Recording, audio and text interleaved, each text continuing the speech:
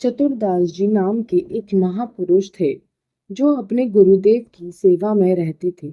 जब उनके गुरुदेव लघुशंका जाते तो वे बाहर पानी के लिए खड़े रहते।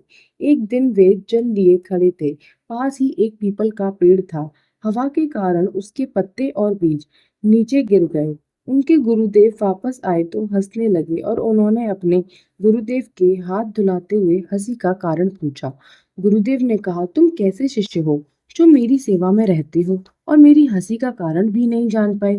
गुरुदेव ने कहा, तुम सेवा छोड़ो, मेरी हंसी का कारण खोजो। चतुरदास ने गुरुदेव को दंडवत प्रणाम किया और उनकी आज्ञा का पालन करने के लिए चल दिए। चतुरदास को कोई भी मिलता वे उससे यही प्रश्न करते कि मेरे गुरुदेव क्यों हंसे। संतों से भी पूछा, सबका एक ही जवाब, तुम्हारे गुरु क्यों हंसे, हमें कैसे पता होगा। चतुरदास को समझ नहीं आ रहा था कि वो क्या करे, कहाँ जाए, किससे पूछे, कौन उसके प्रश्न का उत्तर देगा। चतुरदास एक वन में जाकर बैठ गए और नाम जप करने लगे।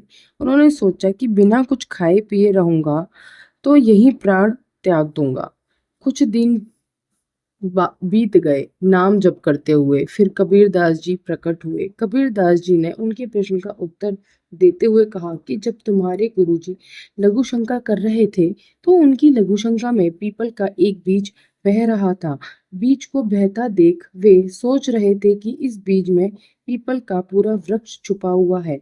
जब यह बीज पीपल में था तो कितना पवित्र था, और जब ये पीपल से अलग हुआ तो लघु शंका में बह गया।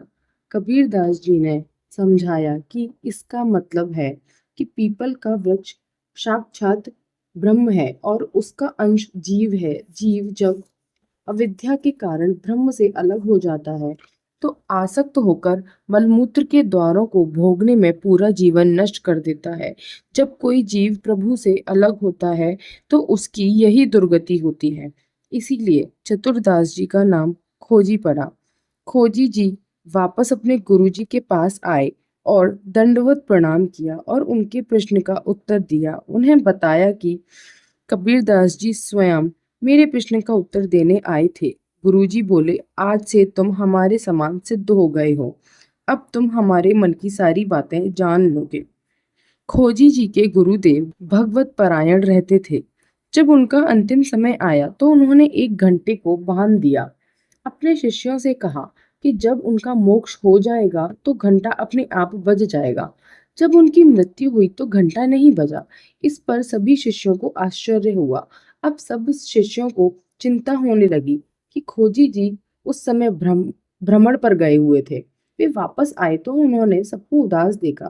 शिष्यों ने खोजी जी को सब कुछ बताया। खोजी जी ने पूछा कि गुरुदेव का शरीर कहाँ छूटा। उन्हें बताया गया कि गुरुदेव का शरीर आम के पेड़ के नीचे छूटा था। खोजी जी वहां गए और उसी जगह पर जाकर लेट गए।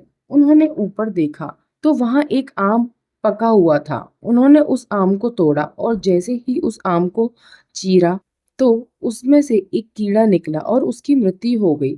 जब घंटा बज गया, खोजी जी ने सबको बताया कि गुरुदेव ने अपने अंतिम समय में पका हुआ आम देखा और मृत्यु के समय उनका मन पके हुए आम में फंस गया और उन्हें एक कीड़े का जन्म लेना पड़ा।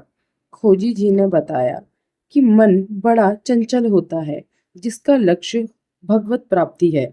अंत समय में ध्यान रखना होगा कि मन कहीं फंस ना जाए। राधे राधे।